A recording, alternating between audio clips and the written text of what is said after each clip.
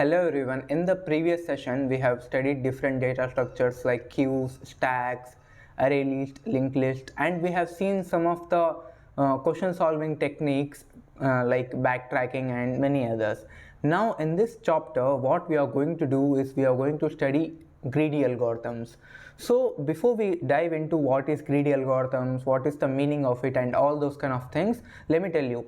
So I will be dividing this chapter into two different parts. In the first part we will be talking about what is greedy algorithms and how we can identify that whether the given question is based on greedy algorithm or not, and we will solve some of the basic questions.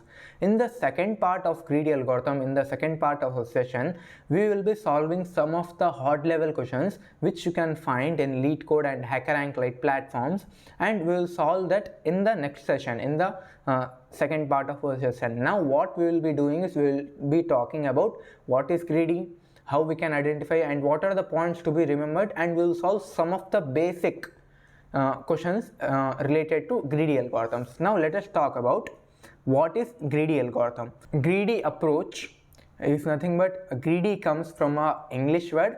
The meaning of greedy is being selfish. So in life we shouldn't be greedy at all. We shouldn't be selfish. We should always think how I can help other persons, how I can improve the other person's life, and all those kind of things. But in programming we use this selfish approach, in which at each and every level we take the best possible thing out of it, and we'll assume that by the end of this problem we'll get a optimal solution. This is a greedy approach. Okay, so to understand what is the meaning of greedy algorithms, or what is the actual meaning of greedy, and how we generally apply greedy algorithms for a given set of questions, let us take that we have a huge problem statement. Let's say that this is a problem statement. Now what we will do is we will break that problem into different levels, right? You can say different pieces. This is my first piece, first level, second level, and third level.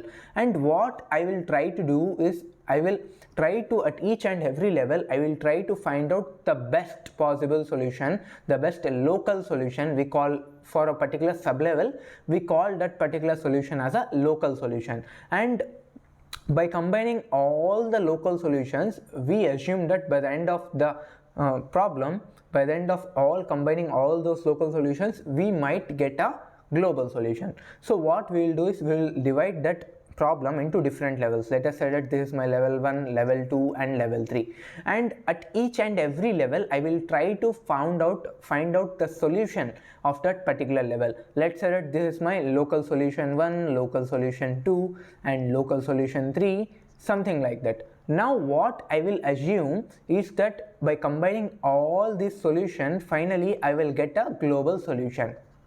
By combining all the local solutions, I will get a global solution that is optimized in nature. So what is the meaning of optimized or best is that at each and every level I am only taking or considering among n number of solutions, I am taking the best solution out of it. So whenever at each and every level I take the best solution, I indirectly assume that by the end of the problem I might get a globally optimal solution. Now what is the real-time example of it? So let me tell you a best real-time example is that, let us say that you are a HR of a company, you are a HR of a particular company. Now you want to hire 10 people. So what you will do is you will post that job into like LinkedIn or any job seeking site. So let us say that for that particular job 100,000 people had applied, right, have applied for that job. Now what you will do is you will break that job choosing hiring process into different levels. So let us say that the first level, round 1, is online coding. Round 1 is online coding. So all 1,000 applications will give online coding test, and among them only few who did best you will choose them. So in the round 2 you will filter among these 1,000 applicants, you will filter, let's say 100 people for online interview. For online interview you have chosen only 100 people, and after it in round 3, let us say that the round 3 is HR round. So finally you will choose 20 people, and among these 20 people finally you will hire 10 people. So what I did is at each and every level, so my application is 1000. Now round 1 these 1000 applicants will appear for online coding test, and the people who did best among them I have chosen 100 people for online interview, and among these 100 people who did best in their interview, among them I have chosen only 20 people for in-person interview, and among these 20 people I have only chosen or hired 10 people. So what I did is at each and every level I have filtered down all the possible outcomes, and finally I assume that by the end of this whole hiring process I will get the best talent in my company.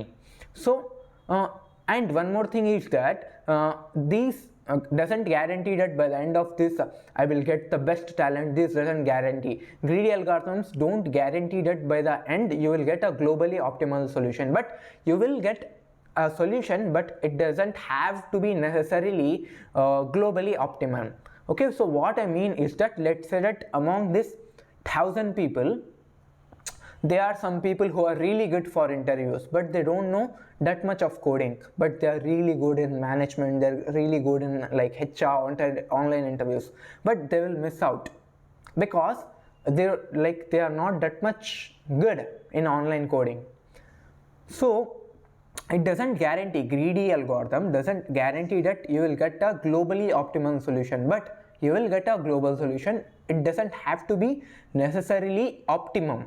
Okay, now you might say that to get optimum solution I have to, let's say that this is the 1000 people, right?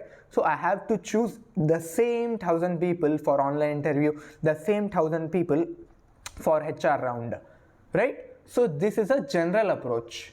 And in this we are giving fair chance to each and everybody. But what are the drawbacks in general approach or fair approach is that first of all I need to conduct online coding test for 1000 people, and again conduct online interview for 1000 people, and again conduct HR for 1000 people. Think how much hectic and like costly it will be. So in this process, in this fair process, in this giving chance of fair to each and everybody, this thing will result in a lot of resources, consumption of time, and this is overall not efficient way.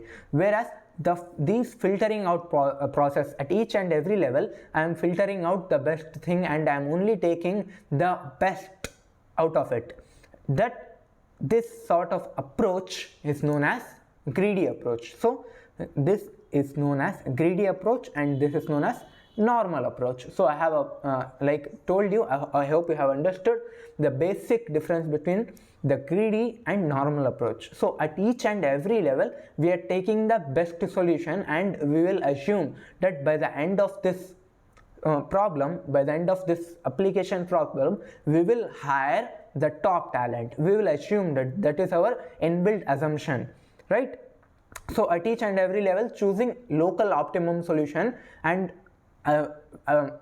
we will assume that by the end of it we will get a global solution, globally optimum solution. This sort of algorithm is known as greedy algorithms. Now let us talk about the formal definition of it. So greedy algorithms is a problem solving technique where at each and every level we will choose locally optimum choice and hope to achieve global optimal solution. So I have told you that at each and every level, in round 1, round 2, round 3, I am choosing the best talent, right? I am only choosing the best out of them, and by the end of this, by the end of all hiring process, by the end of my whole problem statement, I am left with a globally optimum solution. So this is a greedy approach. Now there are certain things I need to tell you before we move into the next slide. So there are 4 points which you have to remember when you are dealing with greedy algorithms or like trying to solve a particular problem using greedy approach. So these 4 points is, first point is greedy algorithms are used for optimization problems. So these are used for optimization problems. So what I mean by optimization is that let's say that for a particular question it is given that you need to find the minimum or the maximum of the given array or whatever, like if in the question it is being asked to find minimum or maximum, then it is an indirect implementation that that particular problem is related to greedy algorithms. Okay, so in the question if it is being asked to find minimum or maximum or max consumption, something like that, if it is asking related to the highs and lows, then it's a indirect implementation that particular problem is related to greedy algorithms, right? And the second step is that for those particular sort of problems, what you will do at that particular point is you will sort according to the given need of my question. Let's say that in the given question it is given to find the minimum, then I will sort it in ascending order. In the question it is given that find something maximum, then I will sort it accordingly. So the first thing is these are used for optimization, and the second general methodology we use it, first of all we will sort all the given elements, and the third thing is there is no fixed rule for greedy algorithms, right? So what I mean by fixed rule is that we studied I can say we studied different algorithms called like sorting algorithms, bubble sort, count sort, and merge sort, quick sort, and different algorithms like binary search, linear search. So those sort of algorithm has some fixed approach. So what I mean by that is that for a particular, let's say that I am applying merge sort. So for merge sort it is given that this is my given array and I need to break that array into different parts, and after breaking I will merge all the elements, and at the end I will get a sorted array. So this is a very fixed. So whatever the array might be, if it is an integer we will follow the same approach. If it is a character, whether it might be double, boolean, let's say that float, whatever the data type might be, but we will apply merge sort like this only. But in greedy algorithm, based on the problem statement asking, we will apply or we will go for different methodologies, right? Now the fourth point you need to remember is that we might have not realized that this problem is related to greedy, right? So we have did around 26 lectures now, and in backtracking I hope we did a question called as sum of subset. So in sum of subset we did that using greedy approach, but we haven't realized that. So we have done some of the problems in our previous sessions using the approach of greedy, but we haven't realized. So these are the 4 points you need to remember. That is, the first one is we use greedy algorithms for optimization problems, right? And the second step is the general methodology we follow is that we will sort elements according to like a given question. And the third thing is there is no fixed rule for greedy algorithms, right? And the fourth thing is we might have not realized that we did greedy already. We applied without knowingly we have applied greedy in some of the problems in our previous sessions, right? Now let us talk about what are the pros and cons of applying greedy algorithms. So the pros of greedy algorithm is that it is very easy to understand and easy to apply. If you see the code of greedy algorithms, it is very easy when compared to code of like implementation of linked list and many other data structures.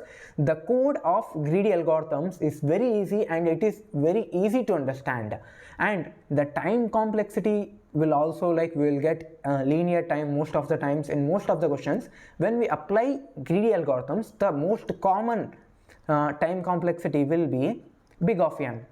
We will get linear times in most of the cases. But the cons is that I have told you that in life being greedy is not at all appreciated. If you are not good to the person in front of you, then something bad will happen to you. Similarly, in programming, when you apply greedy for most of the times, you have to remember this point, that it is not guaranteed that by the end you will get globally optimum solution is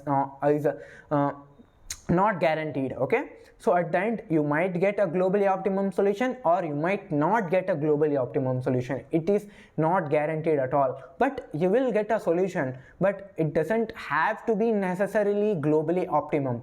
And if in that particular scenario, what we will do is we will apply parallel algorithms, like we will apply dynamic programming in that, right? We will study about dynamic programming and many other concepts in the next sessions, but for now you have to remember that these are the pros and these are the cons of greedy algorithms. Now let us move to our first question. Before that, I hope you are a little bit clear about what is greedy. Greedy is nothing but at each and every level we will apply a locally, we will only take a locally optimum solution to get a globally optimum solution. So what I did is I will like break down problem into different levels, and each and every level I will take the best solution out of it, and I will assume that by the end I will get a global solution. Okay, now let us talk about our first question. So the name of our first question is activity selection. Now this is a very important question, and you may find this question in LeetCode, in HackerRank and many other competitive coding platforms, and you might find this problem in actual interview rounds, right? And the one of the reasons I have chosen this problem as my first problem is that for this particular problem there is many variations. I think there are 4 variations. You might find this problem with the name disjoint set. You might find this problem with the name maximum people in a room, maximum people, and you might find this problem as max length chain, something like that. So these are the 3-4 important problems. So if you understand this one problem, then you can do 4 problems with different variations. The logic is same, but the only change is name. Okay, so in this question, let us go into the meaning of the question first of all. So I hope you understand the importance of this question. Now let us talk about the meaning of the question. Now you are given n activities. Activities are nothing but, you consider that different works. In a particular day we have different works. We have to go to school, we have to go to gym, play tennis, shoot videos, take classes, and different things. Different people has different like works, and in this question we are calling those works as activities. Now each activity, each work will have a start time and an end time, right? Each work will have a start time and an end time. Now I need to choose those particular work by choosing that I can like perform maximum number of activities in a particular given time. Okay, so we know that for a particular activity it has a starting time and ending time. Now if it is given that a particular person, a single person can only do one work at a time. Okay, so here these are the different given starting time, and this is the different ending time of different activities. And this is a activity, let's say that A0, this is activity A1, and this is activity A2. Now I need to find the main thing, the main asking of this question is I need to find how many maximum number of activities I can perform in a particular given array of starting and ending time. So this is the asking of question. Now here one thing to understand or to overall visualize this question, let me create a number line here. So let us say that this is my number line. So let us say that this is my number line and this is my 0th time, 0, 10, 20, 30, 40, 50 and 60, 70, something like that. Now every activity has a starting time and an ending time. So let's say that it is given that for activity A0, what is the starting time? 10 is my starting time, and what is the ending time? 20 is my ending time. So this is my activity A0, this is my activity A0. Now after that my activity 2 starts at 12. So let us say that here 12 something here. So my activity 2, activity A1 will start here and end in between 25. So let us say that this is my 25. So this is my activity A1. Now the activity A2 starts from 20, activity A2 starts from 20 and ends at 30. So this is my activity A2, right? So A0, A1, A2. So these are my three different activities. Now it is given that for a particular question, for a particular given activities, we can't do two activities at a particular time. We are not multitasker, so we can't do multitasking at a time. So a person can only do one work at a time, one activity at a time. So you can see that if I start A1, it starts at 12 and ends at 25. It means that I can't do A0 and A2. If I choose A1, it starts at 12. It means that I can't move towards next activity because it ends in 25. But A2 starts at 20, ends in 30. So if I start doing A1 first, then I can't choose both A0 and A2. Got my point? Let's say that I have chosen first of all A0. I have chosen A0. So it starts at 10 and ends at 20. So after ending my A0 activity, I will check what is the next activity which starts after 20. So after choosing A0, what is the next activity that starts after the ending time of my current perform activity? So what is the current perform activity, which is 20? So the end time of current perform activity, I have to see that whether the end time of a chosen activity should be less than or equals to the next activity. So here you can see that the starting time of the A1 activity is 12. So it means that I can't choose it, the time has passed. Now I can only choose A2 because after I end my A0 activity, there is only one activity which I can do which has a starting time of 20. So the answer will be A0 and A2. But if I choose A1, then I can't do A0 and A2 because we can't do multiple activities at a time. I hope you got the question. Now the answer for this particular given array would be 2. Now to understand the question even in a deeper level, let us consider that this is my given array. This is my given array, right? And let us say that this is my A0 activity, A1, A2, A3, A4 and A5. Okay, so I will draw the number line here 0, 1, 2, 3, 4, 5, 6, 7, 8, 9. So my A0 starts at 1 and ends at 2. So this is my A0, and A1 starts at 3 and ends at 4. So this is my A1. After that, A2 starts at 0 and ends at 6. So this is my A2, and A3 starts at 5 and ends at 7. So this is my A3, and A4 starts at 8. A4 starts at 8 and ends in 9. Okay, so this is my A4 and this is my A5. So these are my 6 different activities. Okay, now you need to understand one thing here. Let me go to the previous slide. In this simple diagram, we have seen that if one activity overlaps another activity, then I can't do that particular activity. Let's say that there are two activities which are overlapping with one another. It means that let's say that this is activity A0 and A1. So if I choose A1, then I can't choose if I choose A0, then I can't choose A1 because these two activities are overlapping. The time of doing these two activities are overlapping, and I know that I can't do multiple activities at a given time. So if two activities are overlapping, if two activities are overlapping, then I can't choose that. I can only choose non-overlapping activities. Here you can see that A0 and A2 are not overlapping. That is why these two things will become my answer, right? Similarly, here you can see that we have 6 activities. 6 activities has some start time and some end time.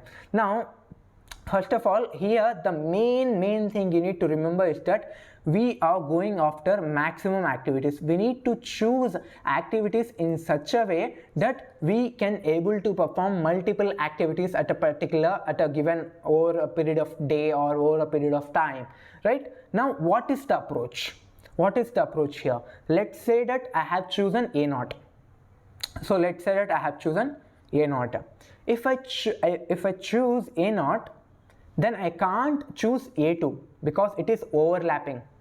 If I choose A1, then I can't choose A2, okay, because it is overlapping. Now let us see A1. I can choose A1 because it is not overlapping with A0, so I can choose it. What about A2? I can't choose A2. If I choose A2, then it will overlap with A0 and it will overlap with A1. So 2 activities versus 1. What I have to choose? I have to choose maximum number. So I will choose A1, A0 and I will reject A2. Now I can choose A3 because it is overlapping with A2, but it is not overlapping with my previously selected elements. So I can choose A3. After that, I can choose A4 because it is not overlapping with A0, A1 and A3. So I can choose A4. And I can't choose A5 because it is overlapping with A3 and A4. 2 activities versus 1. Which one I have to choose? The one with 2 because it has maximum number. So I will not choose A5. So the answer for this particular question will be A0, A1, A3, A4. So this will be my answer. Now let us talk about the step-by-step process of it. Now you need to remember that in the 4 points I have told you that we will talk about those greedy algorithm problems are based on optimization and we generally sort. Now if you observe the logic here, the main asking of my question is I need to perform maximum number of activities. I need to do maximum number of work because I am a workaholic, right? So to perform maximum number of work, and I know that I can't perform multiple operations, multiple activities at a time. So the one thing I need to keep in mind is that the end time should be minimum.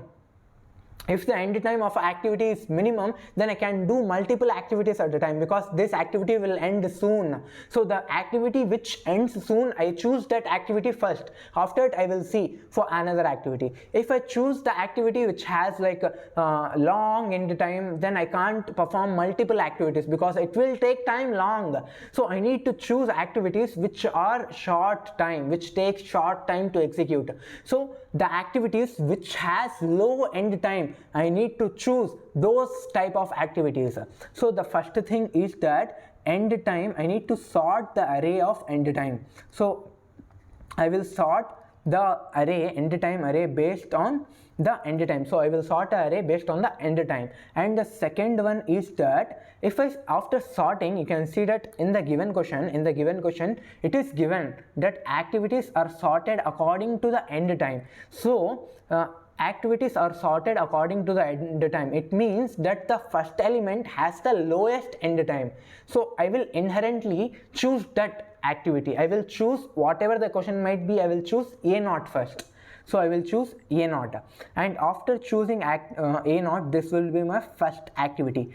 After that, I will take the end time of A0. So I will take the end time of A0. Now after taking the end time, you can see that I have came up with the hypothesis, I have came up with a conclusion that I can perform multiple activities if and only if the given 2 activities should not overlap with one another. If they are overlapping with one another, then we can't perform those 2 activities. So those 2 activities should be disjoint in nature.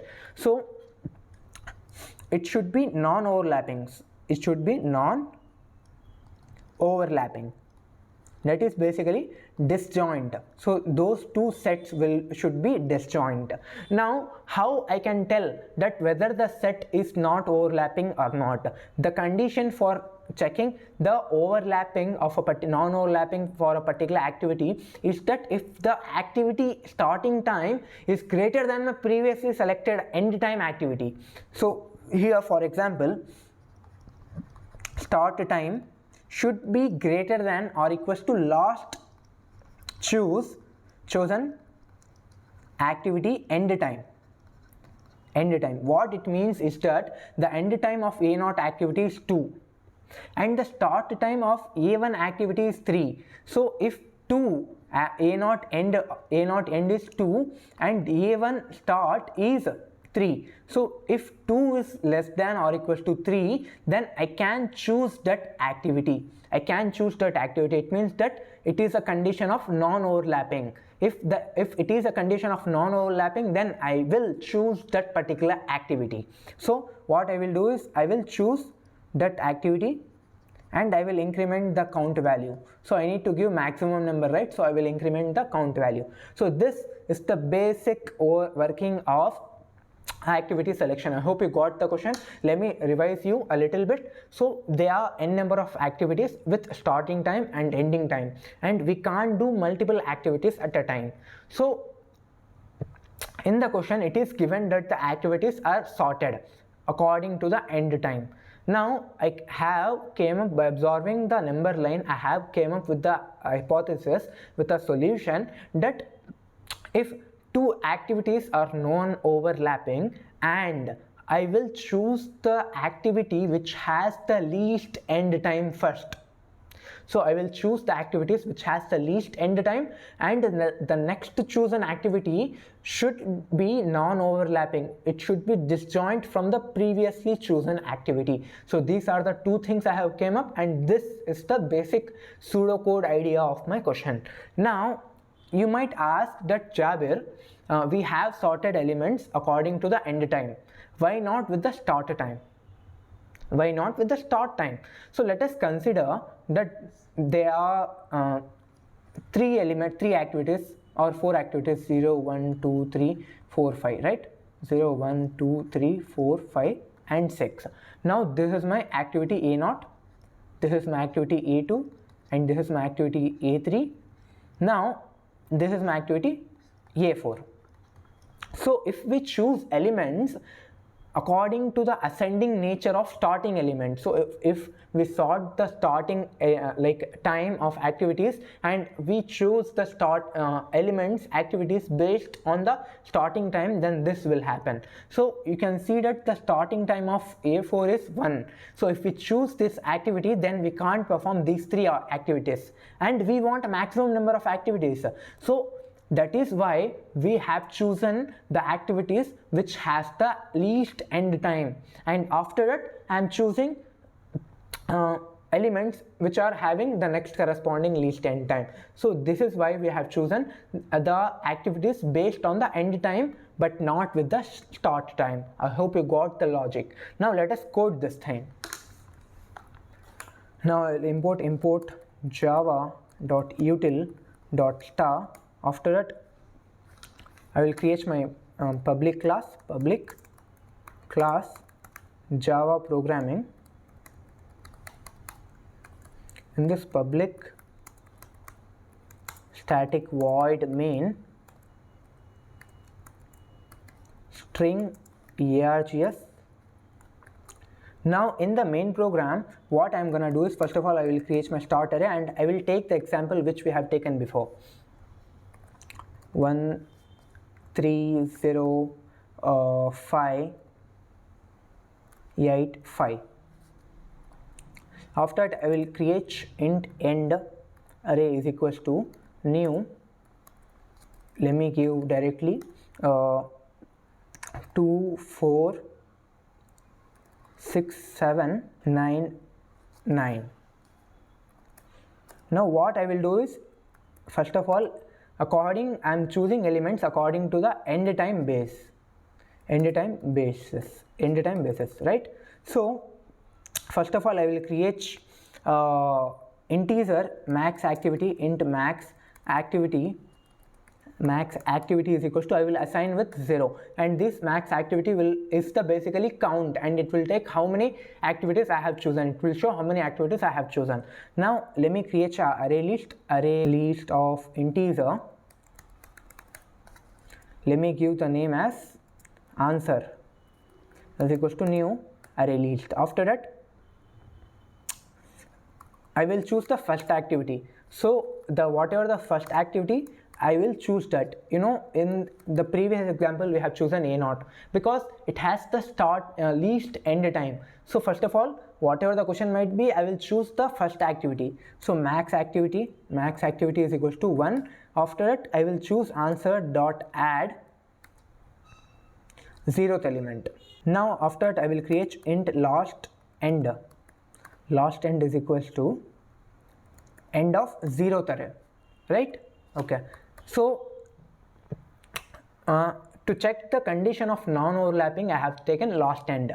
After that, for int I is equals to 1, and I should be less than end dot length and I plus plus. In this, what I am doing is, if starting of I is greater than or equals to last end, then first of all increment the max act plus plus. Now add that particular index into my array. So add that ith value, and after that last end, change the last end value. Last end is equals to end of ith element. After that, print system.out.print maximum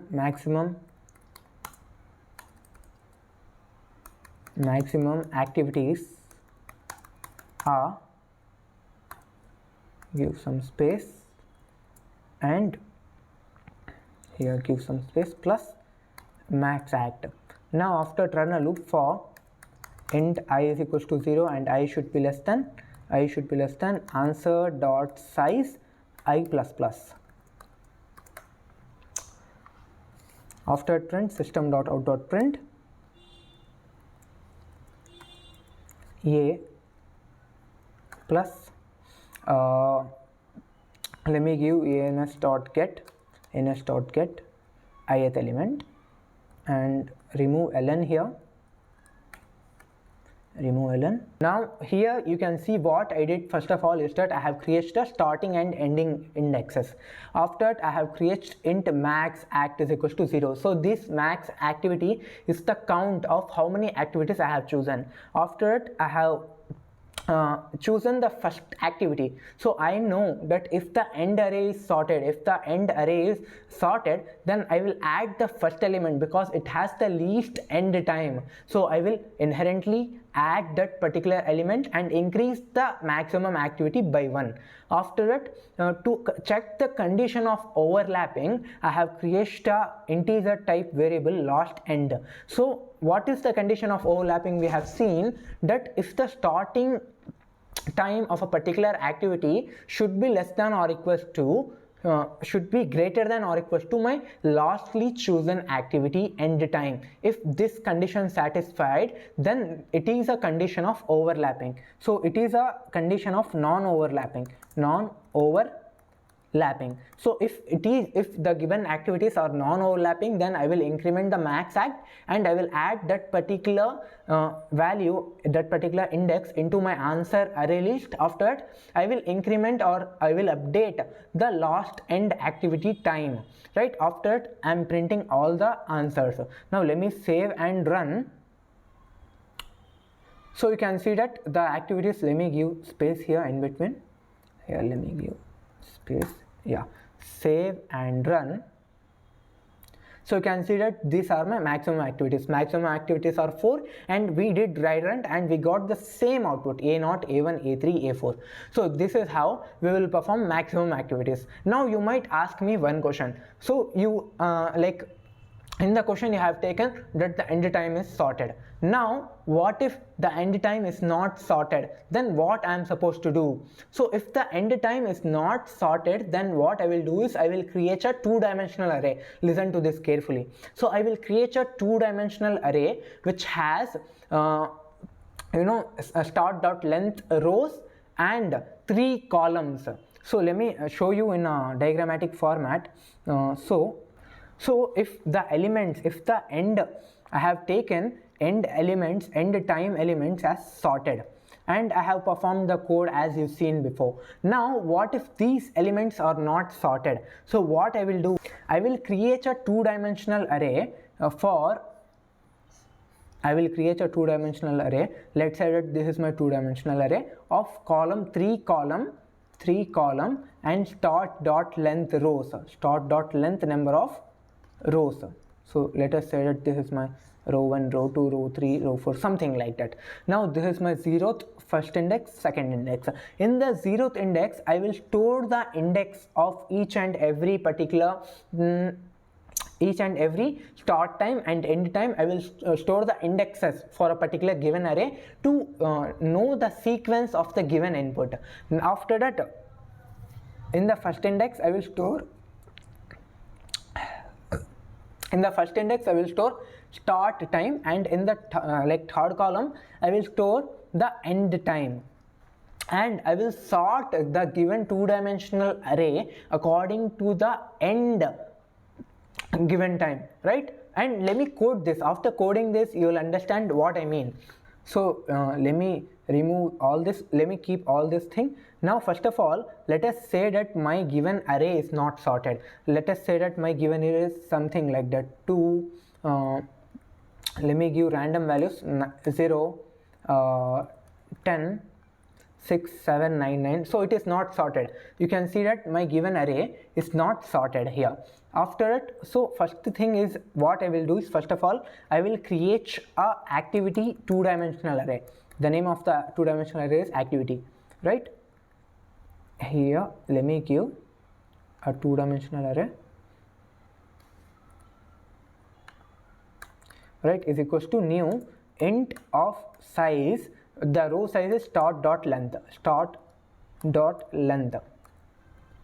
After the column number of columns are 3. After that, what I will do is I will store int I is equals to 0. After that, I should be less than start dot length. After that, I plus plus. In this, what I will store is, in the 0th column I will store the indexes. So activity of I of 0 is equals to, I will store the indexes. Now after that, what I will do is activity of, in the first column I will store the start values. So start of I. After that, activity of, in the second column I will store the end time, right? I will store the end of I. Okay, after storing, what I will do is, first of all I will sort the given array. Here I need to give is equals to, now I will sort my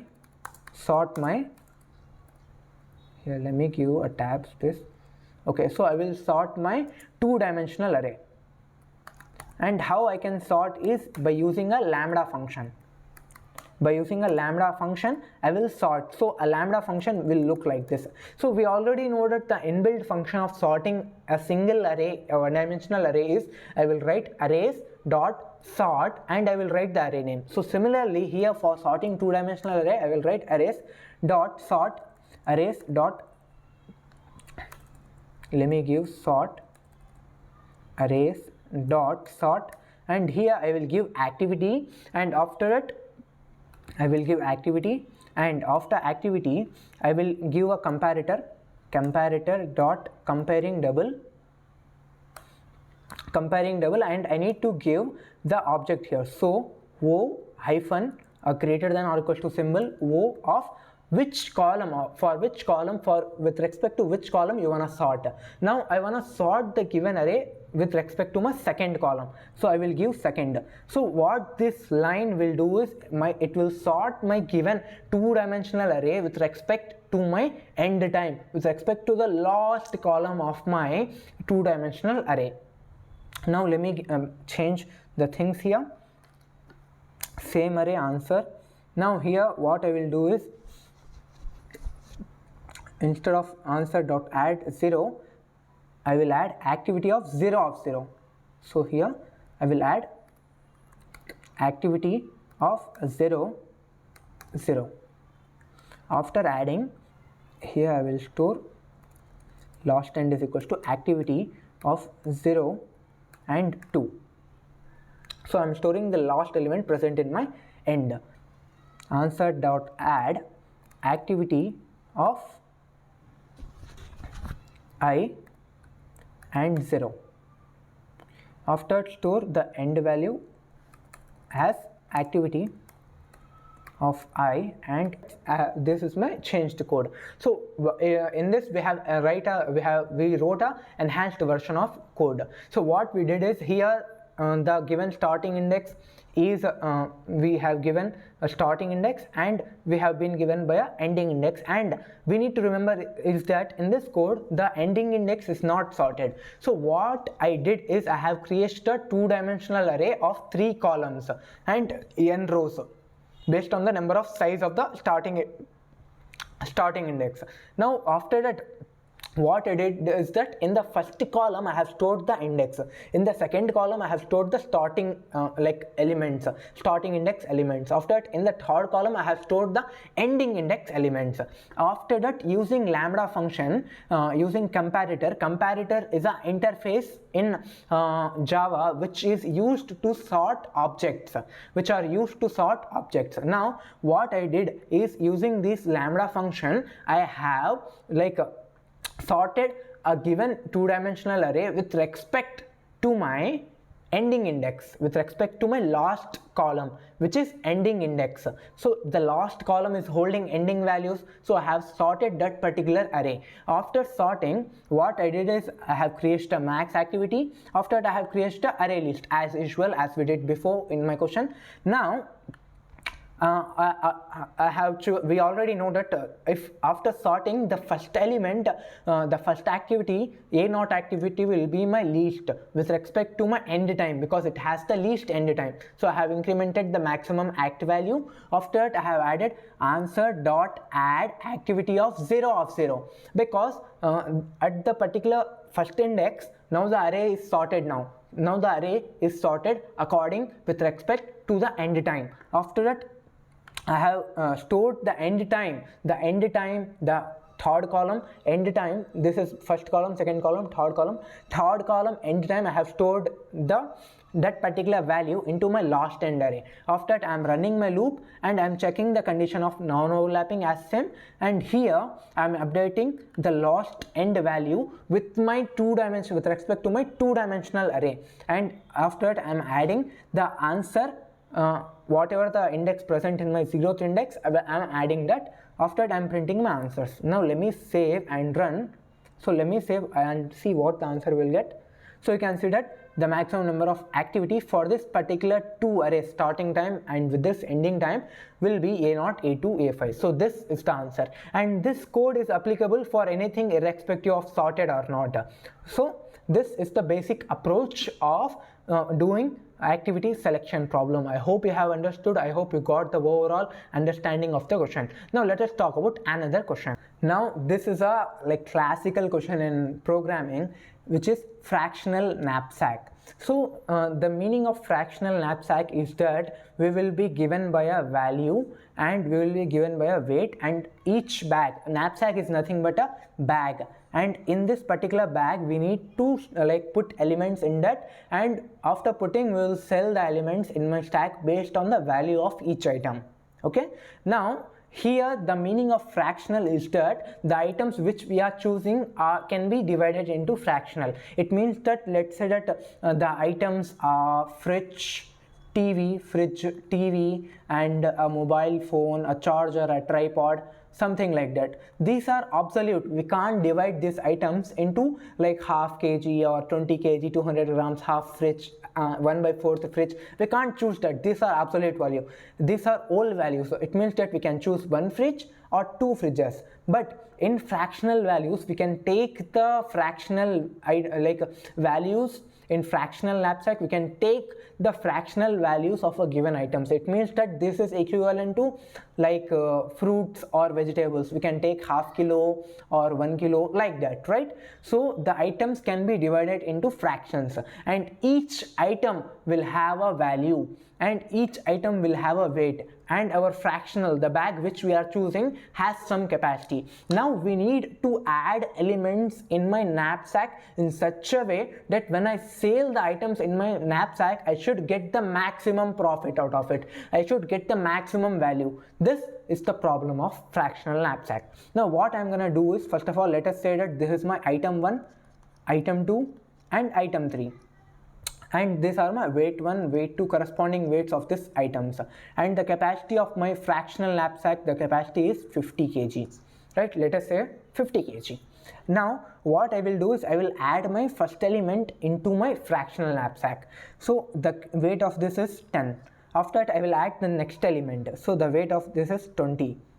Now what is the remaining weight? Now the capacity will be, I have added 10, after that I have added 20.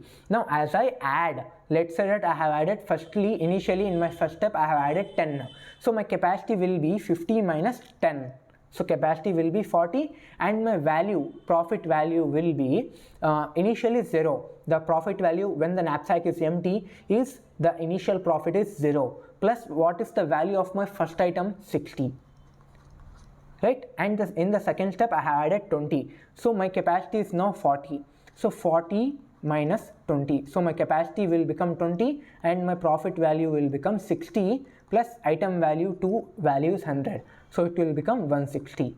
Now let's say that the third item weight is 30 but the capacity we have is only 20, so at this point what I will take is, I will take the fractional value of that thing, so I will add 20 kg of this third item, so I will add 20 kg of this third item.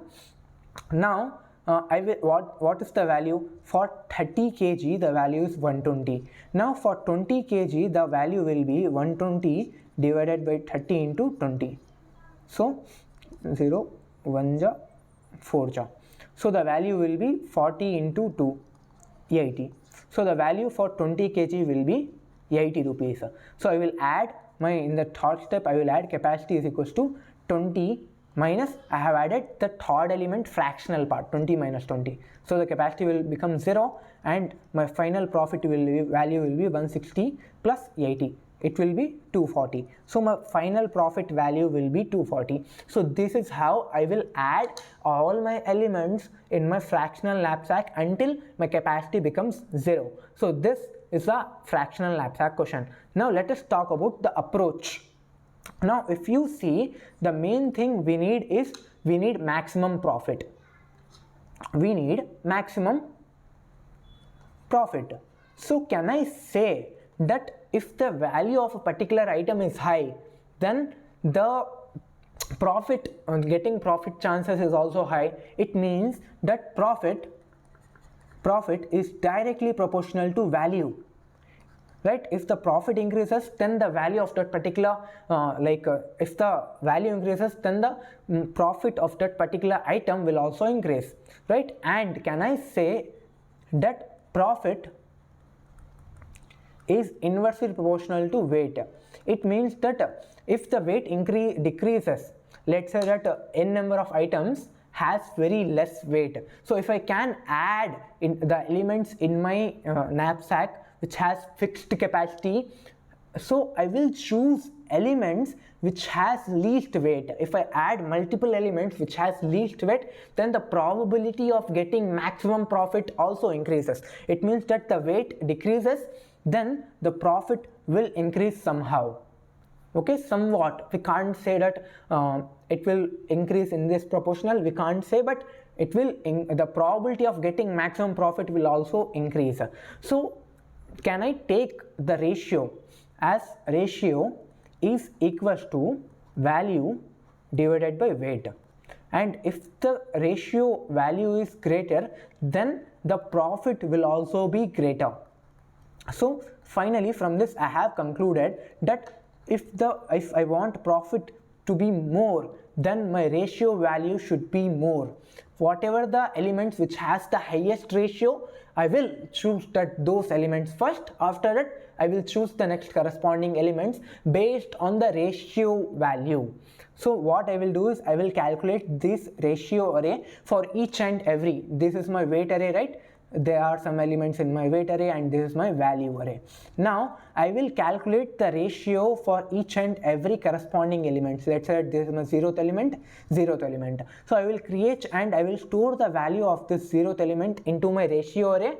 After storing, what I will do is I will sort based on the, I will sort in descending order, and I will choose the element value which has the maximum ratio value. Because by indirectly choosing the value, the element which has the highest ratio, it implies that the weight of that product, weight of that item is low and the profit of that item is high. Got my point? So what I will do is, first of all, I will run a loop. I will create a two-dimensional array and I will run a loop for I is equals to n minus 1, or you can say that I am running from the reverse side. After sorting in ascending order, I am running in the reverse side. After that, I should be greater than or equals to 0 and I minus minus. In this, if the capacity of my knapsack is greater than or equals to weight of that particular item, that means that my capacity of a particular knapsack is greater than my current product weight. If it is the condition, then I will include that item. So I will include that item totally and I will decrement the capacity value. Capacity is equals to capacity minus weight, right? As I did before, we have decremented the capacity value based on the weight. After that, I will increase the profit value. So profit is equals to profit plus value of that particular item, right? Else it means that if the capacity is less than my current weight element, then choose the fractional part of that like product of that item. So I will choose value, or you can say profit is equals to profit plus choose the fractional part of that item. So ratio into the whatever the capacity we have, that's all. So this will become a final profit and break from my loop. So this is the pseudocode of the fractional knapsack. And similar to fractional knapsack, there is another question called as 0-1 knapsack. And 0-1 knapsack is related to dynamic programming and fractional knapsack is related to greedy. Okay, so let me like a little bit revamp you what we did. So I have came up with a conclusion that the profit, I want maximum profit. You have to keep in your head that I want maximum profit in my fractional knapsack. Now to get maximum profit, I need to choose elements which has highest values and lowest weight. So for that, I have created a ratio array which stores the corresponding weight value, ratio of value with weight and the index of that particular weight. Okay, after that I have sorted that particular ratio array in ascending order. After sorting, what I did is I run my loop from the back, from the like last end of my ratio array to my front, from the n-1 element to 0th index. And as I iterate, I am checking if my capacity of that particular knapsack is greater than the particular item value. If it is, then totally include and decrement the capacity value and increase the profit, total profit. Else, like whatever the item we have, choose the fractional part of it. So this is how we will do the fractional knapsack question. I hope you got the approach. Now let us code this thing. Create a value array. So int value is equals to 60, 100, 120. After that, I will create int weight is equals to 10, 20, 10, 20 and 30. After that, I am creating a double type ratio array because I want to store the like decimal values also, because I am taking the fractional part of it also, right? So I am creating new double of size value dot length and 2. Let me tell you why I have created a 2-column array. After that, for the 0th column, in the 0th column I am storing index. After that, in the first column I am storing ratio value, right? So I have created a 2-dimensional array with 2 columns. In the first column, it is storing index of that particular ratio value, because when I sort elements according to the ratio, I need to know its index also in order to get the weight value at that particular index. I hope you got my point. Let's say that the weight value, I am choosing the element of second index in my weight. Now after sorting, the elements are sorted in the ascending order. How I can able to tell that this particular ratio is related to this index in my weight array? So in order to give a reference to my indexes of different weight and values array, what I did is in the first column I have stored index values, in the second column I have stored the ratio values. Now I am running a loop for int I is equals to 0 and I should be less than value dot length after I plus plus. In this, first of all, in the 0th index I am storing I of 0 is equals to I am storing the index value I value. After ratio of I of 1 is equals to I am storing the ratio of it, so value of I divided by, I need to typecast because the array which I am taking of value and weight are in integer, so I need to typecast it. So ratio of, after storing all the elements into my ratio array, I need to sort my ratio ratio array according to the value, according to the ratio. So arrays dot sort, here I need to give ratio comma comparator dot comparing double, and I need to give O of 1 with respect to my first column. I am with respect to the ratio values I am sorting my given array. So this is the sorting step. Now after sorting, I need to calculate the profit value. So for that I am creating int profit is equals to 0, and I need to also give the capacity of my knapsack. So let us say that the capacity of my knapsack is 50 kg. Now what I am gonna do is, first of all I will run a loop int I is equals to ratio dot length minus 1, ratio dot length minus 1, and I should be greater than or equal to 0, and I minus. In this, if my capacity is greater than or equals to weight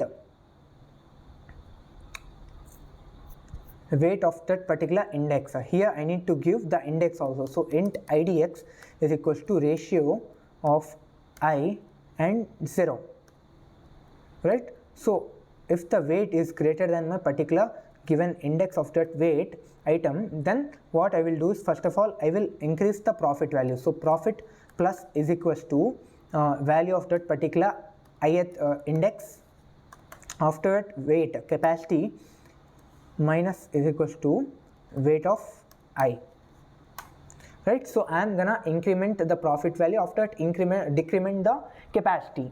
Now if the element is fraction in nature, that means that I can only take not the whole but the fractional part of it. For that what I will do is, I will add profit plus is equals to ratio of I and 1 into value into capacity,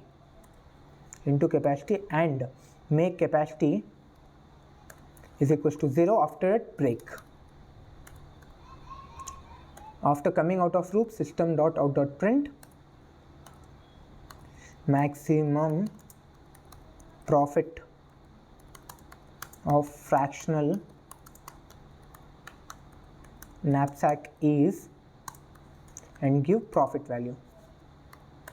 That's all. Now let me save and run. Here you can see that I have let me tell you what I did. So first of all I have taken int value and weight.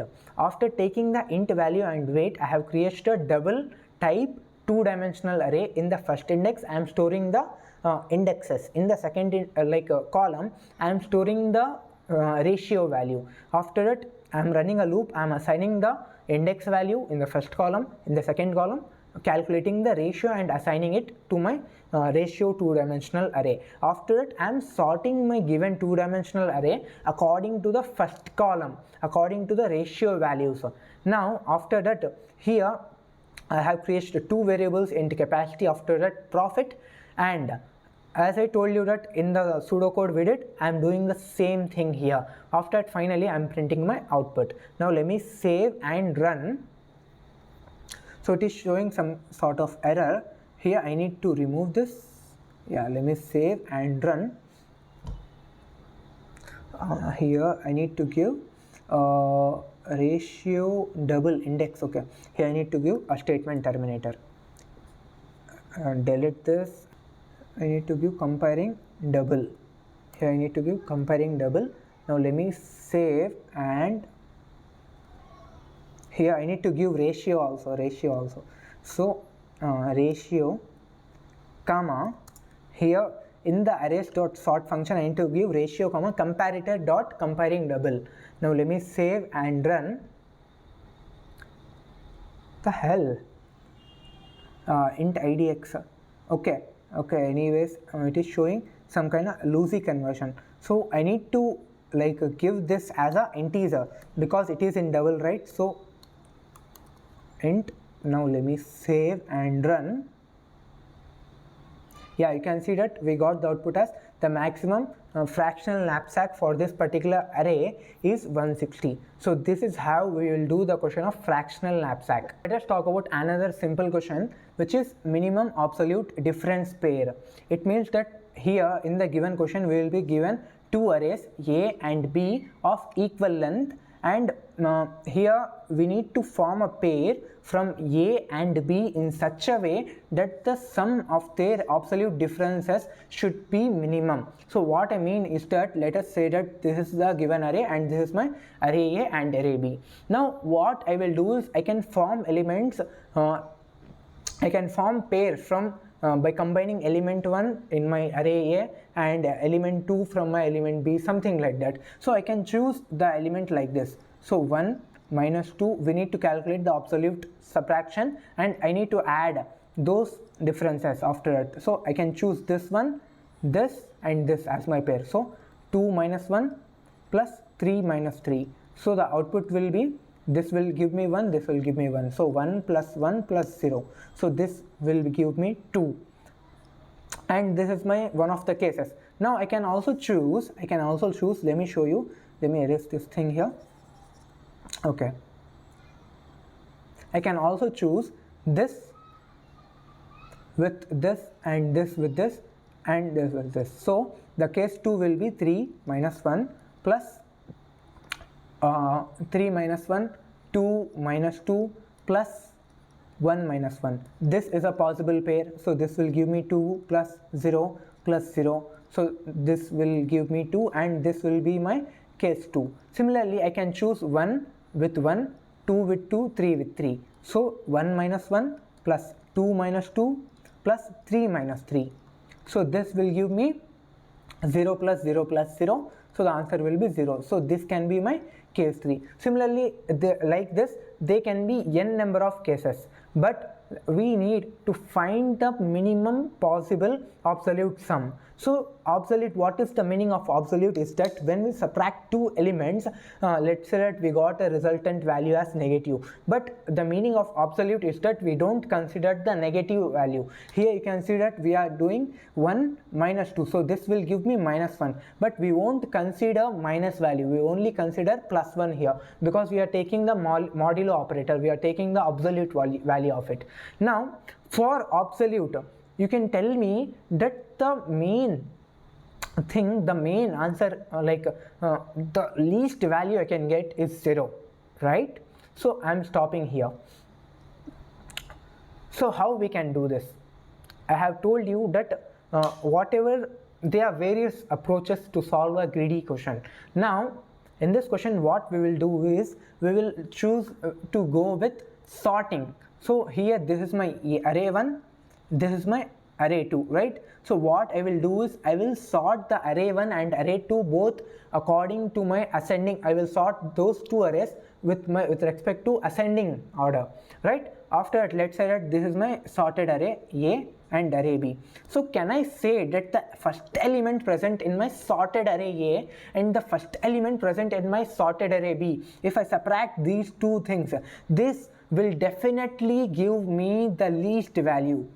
because mathematically it is true. Let's say that there are two numbers a and b, and you want to get the like minimum value after subtraction. So how it can be possible? If the two numbers, let's say that a and b, are very close to each other, and if we subtract these two elements, then we will get the least number, right? So what I mean that, let's say that the a is 5 and b is 3. If I subtract 5 minus 3, then the number will be 2, because 5 and 3 are very close to each other. Similarly, let's say that two elements are very far from one another, and if I subtract these two, then the number, the resultant value I will get is also very large. Let's say that I am subtracting 500 minus 3, then these two numbers are very far from one another, so the answer will give me large value when compared to the close elements. So after sorting, I can say that the first element present in my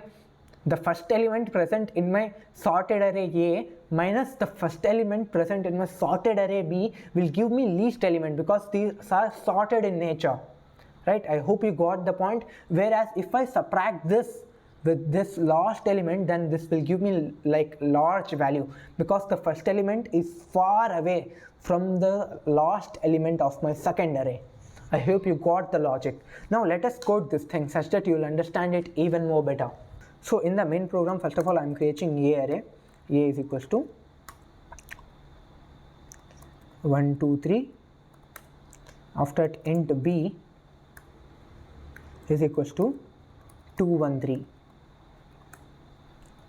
After that, what I am doing is, first of all, I am doing arrays dot sort, and here I will pass a. This is a single array, so no need for comparators. After that, arrays dot sort, and I will give b here. Now after sorting, what I will do is I will calculate int difference. I will create a variable called as int difference. This will store the difference value.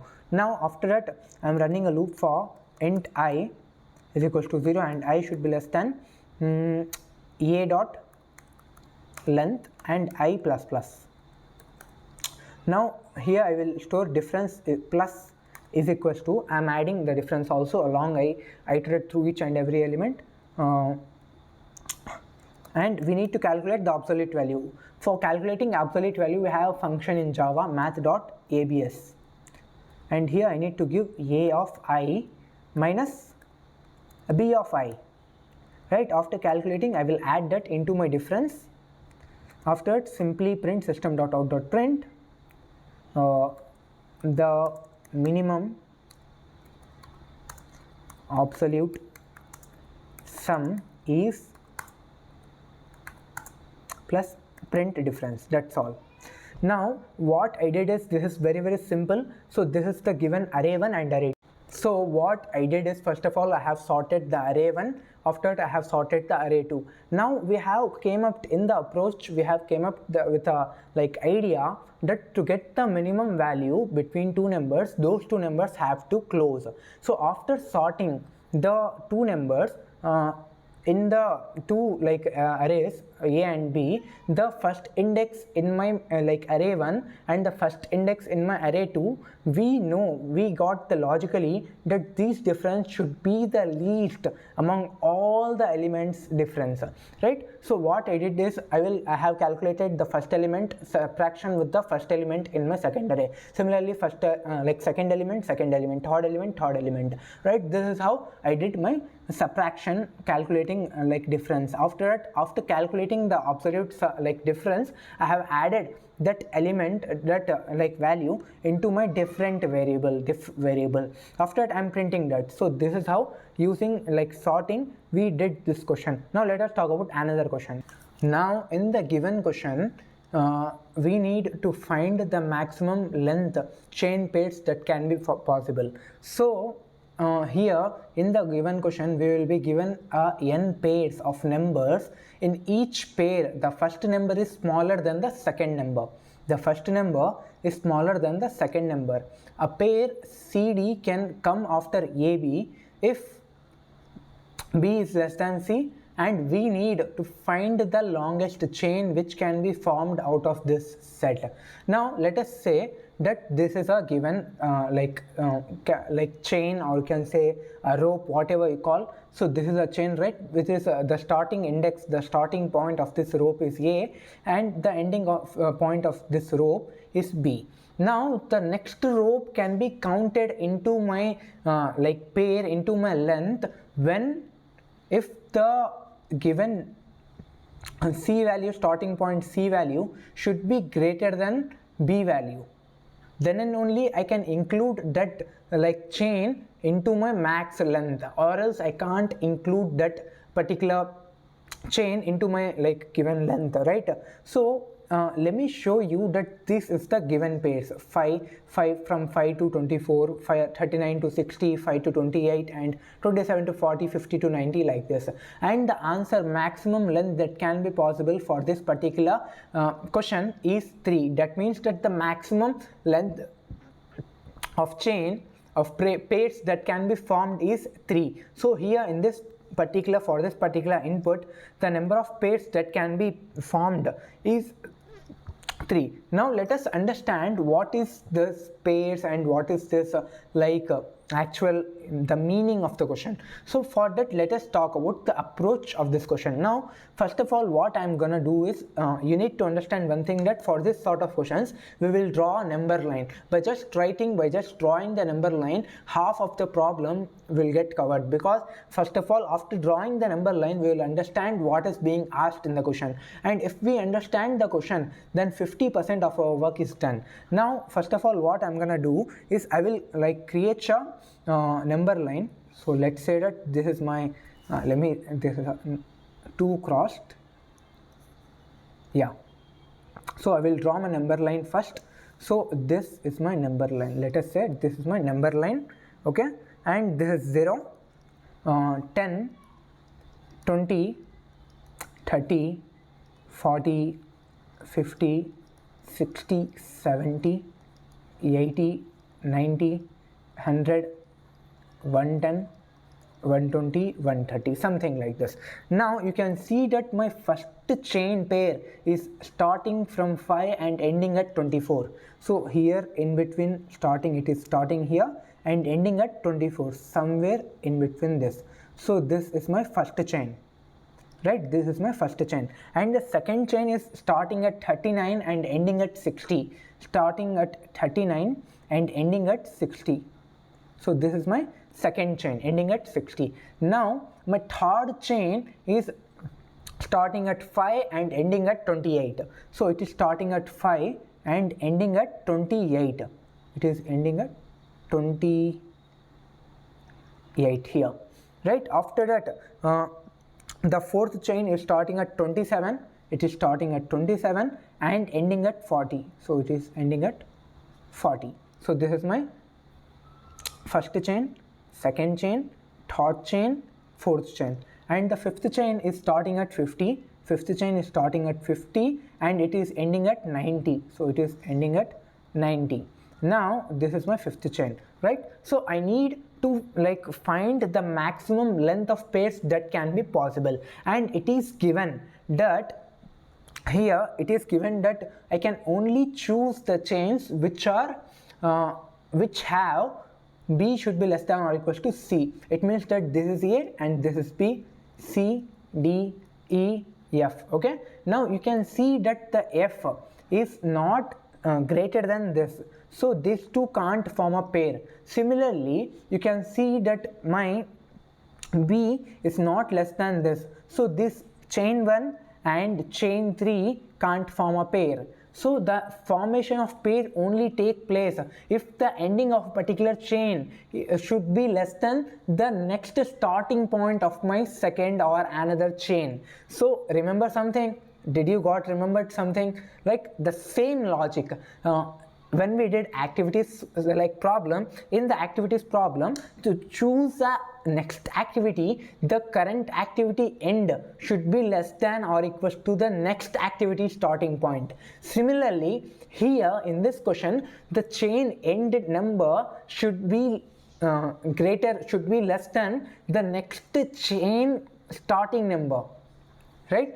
So that is why maximum length chain of pairs is also a variation of activities problem. That is why I have chosen the first question as max like activities. So this is also another variation of activities problem. So from this I have concluded that the approach will be, first of all I will sort pairs. First of all I will sort pairs based on the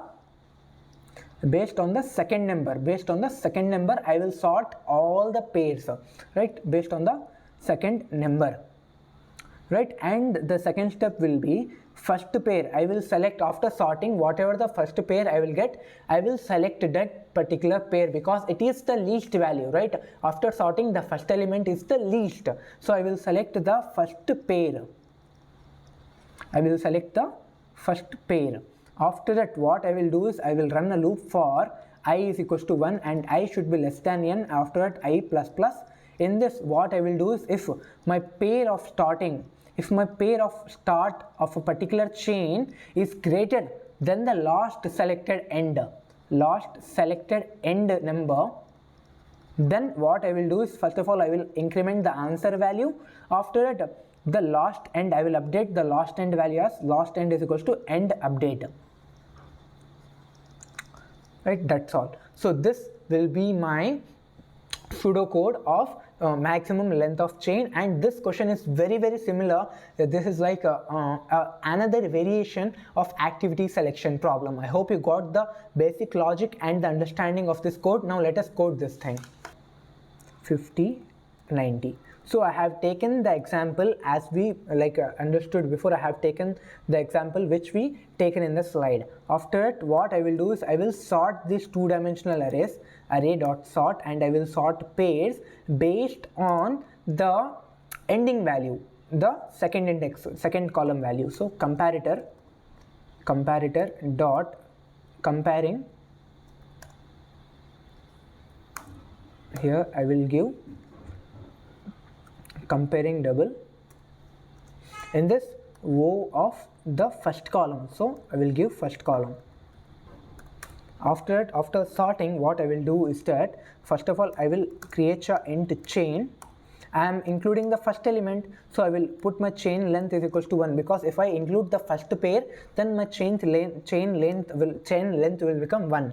After that, I will create int chain end. Int chain end is equals to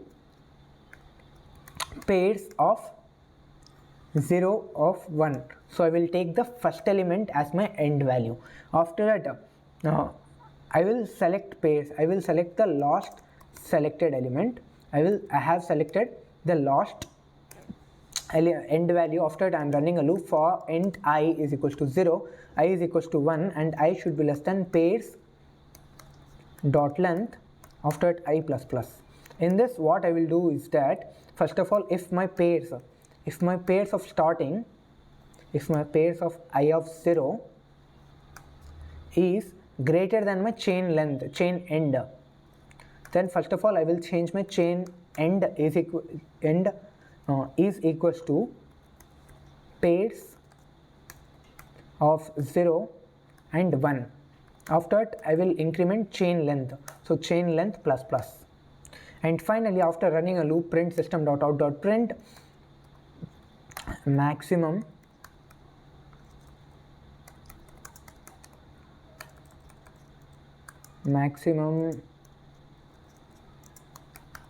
number of pairs are, and print the maximum number of pairs. Here I will print chain length, right, print chain length, and save the program. Here I need to give a single is equals to, right. After it, let me save the program and run. So here I need to give arrays, not array, arrays dot sort. Now let me save and run. So you can see that maximum number of pairs that can be possible are 4. So this is how we will do this question. So first of all, what I did is I have created a two-dimensional array. In the first column, I will store the starting length numbers, and in the second column I will store the end point of that particular chain, right. After that, I am sorting the given two-dimensional array with respect to my ending like ending point of my chain.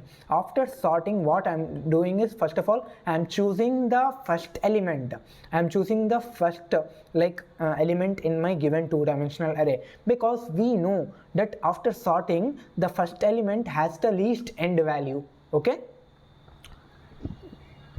After that, I'm creating int chain end that will store the end point of a particular chain. So initially I have assigned the chain end value with my first chain end point.